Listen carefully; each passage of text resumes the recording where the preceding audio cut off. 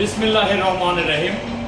পরম করুণাময় মহান আল্লাহ তাআলার অশেষ রহমতে আজকে আমরা ঢাকায় আমাদের পাবনার প্রিয় নেতা, পাবনার প্রিয় অভিভাবক, পাবনা গণমানুষের নেতা এবং বিএনপি চেয়ারপারসন বেগম খালেদা জিয়ার বিশেষ সহকারী প্রখ্যাত শ্রমিক নেতা অ্যাডভোকেট শামসুর রহমান শিমুল ভাই অসুস্থ থাকার কারণে তাকে ঢাকায় দেখতে আসছিলাম।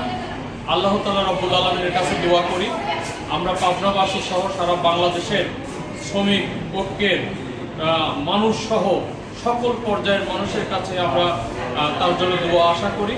আল্লাহ যেন তাকে সুস্থতা দান করেন, তার সুস্বাস্থ্য মঙ্গল কামনা করি।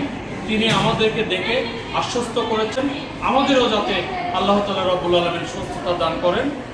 তিনি সবার জন্যই দোয়া করেছেন এবং তিনি সবাইকে দোয়া করতে বলেছেন। সবাইকে সালাম জানিয়ে শেষ করছি। আসসালামু আলাইকুম ওয়া রাহমাতুল্লাহ।